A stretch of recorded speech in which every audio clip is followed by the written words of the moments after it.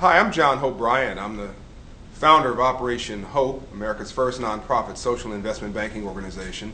I'm the author of a new book that I'm very excited about, Love Leadership, A New Way to Lead in a Fear-Based World. This book is different from anything that you've experienced before because it doesn't make you make a false choice. It doesn't make you make a choice between my selfish prosperity and getting paid and being a capitalist and being an owner and being kind and being gracious and being loving and being focused on what you have to give versus what you have to get. Those are false choices.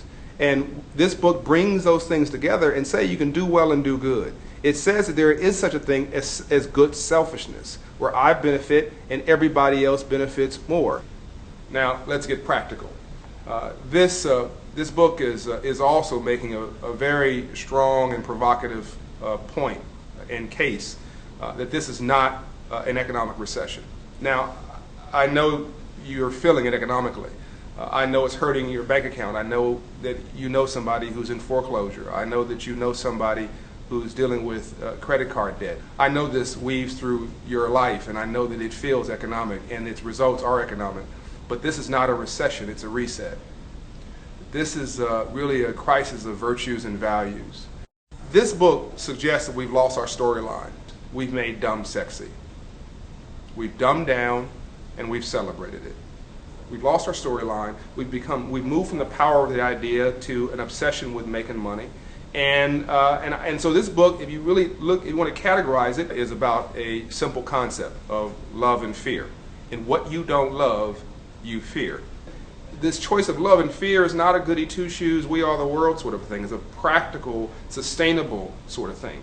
This crisis is about me. It's about selfishness, it's about greed, it's about short-termism, it's about laziness, and it's about what do I get? But this book is about not what you get, but what do you have to give? In a world seemingly obsessed with the question of what do I get? The money will come, the recognition will come, the prosperity will come, but if you're not passionate about what you do, you're done.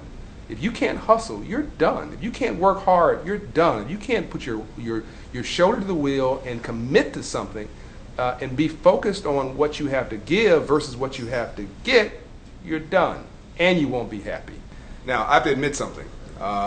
This is completely selfish. I wrote this book about me, for me, to make me feel a sense of completion about how I live my life. It was sort of like the burning bush that I found after 30 years of searching for purpose and meaning and some roadmap about how to do well and do good.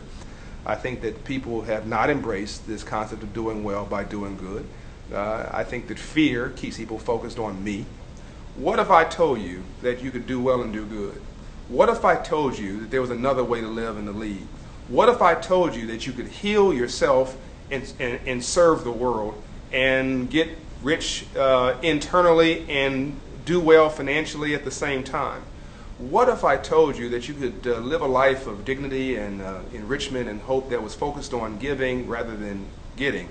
What if I told you, this is key, that you didn't have to be fearful anymore? I mean, I've had a real opportunity here and around the world to observe people who had sustainable success, who literally have had the opportunity to have it all.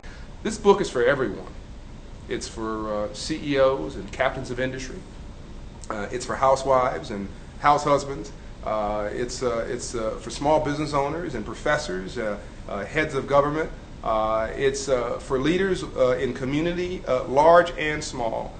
It's a new way to think, a new way to lead, and a new relevancy in our life and in our world. It's a roadmap.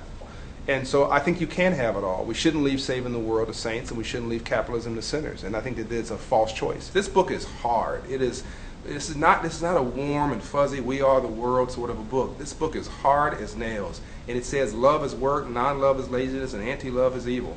But the work is what America's made of. The work is what success is made of. The work is what has made all of us successful who have been able to touch that brass ring. I want to share that message with you. I want to share my lessons with you. I want to share my life with you. I want to share my failures with you, because you cannot have a rainbow without a storm first. I think you're going to like this book.